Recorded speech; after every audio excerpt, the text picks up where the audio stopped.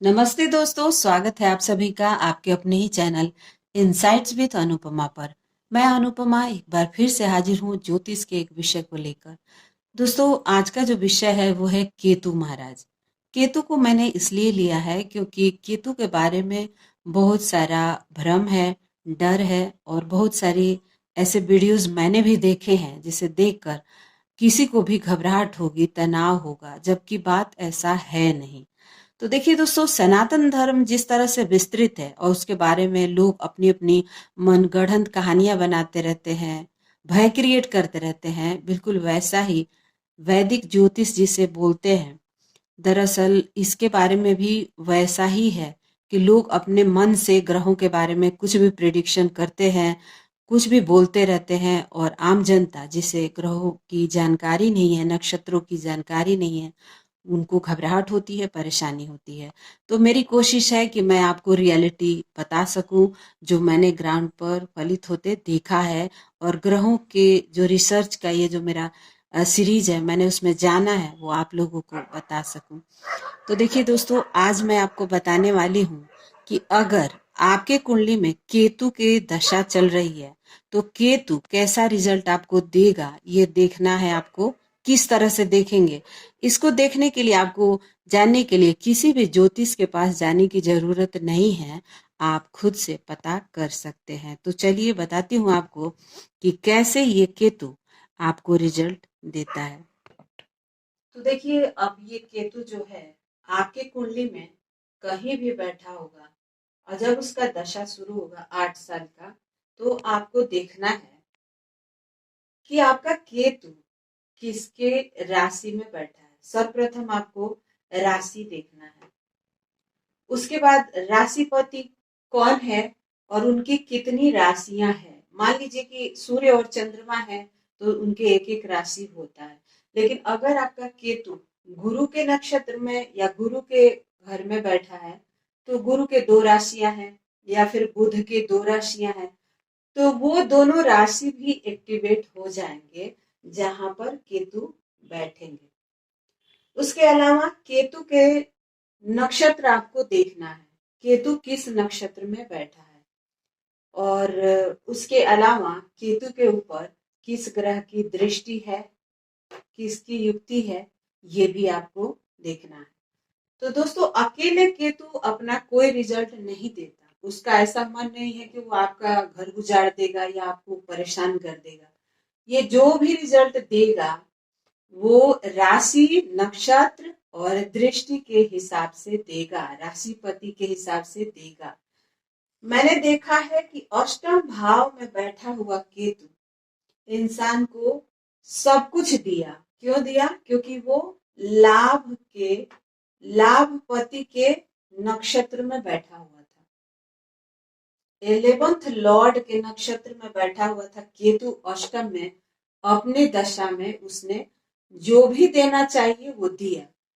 तो दोस्तों, इसके अलावा आपका मान लीजिए कि केतु इन नक्षत्रों में से किसी नक्षत्र में बैठा है। अगर कन्या राशि में बैठा है तो कन्या राशि में 3 नक्षत्र आते हैं, उत्तरा, फाल्गुनी, हस्त और चित्रा।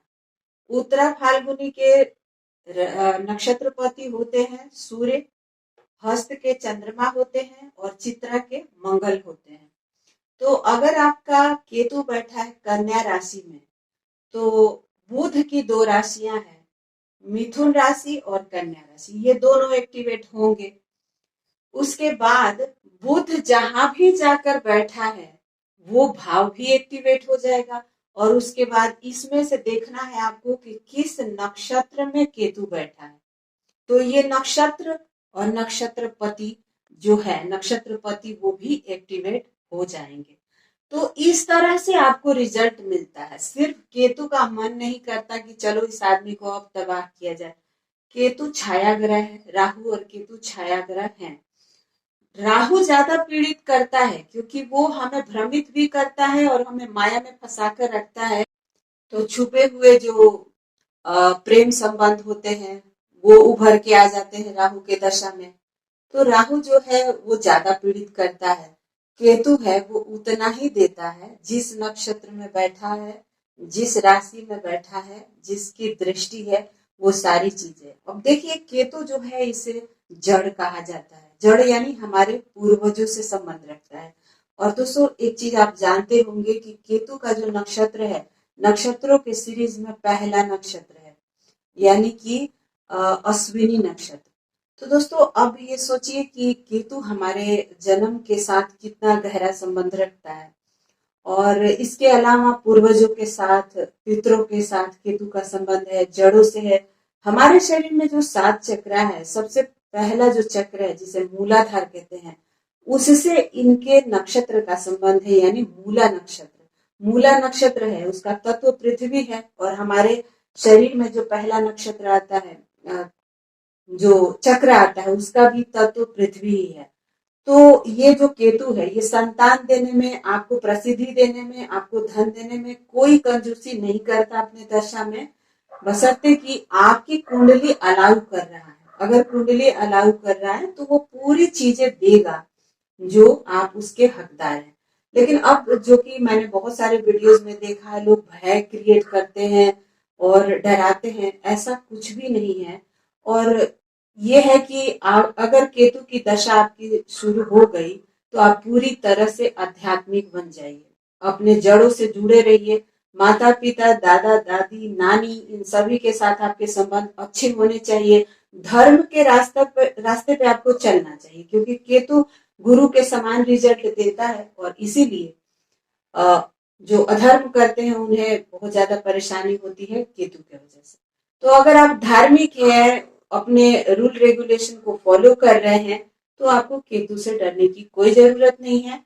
आपकी कुंडली में जितना है उससे ज्यादा देगा। इसीलिए केतु को जड़ भी कहा जाता है, केतु को पताखा भी कहा जाता है।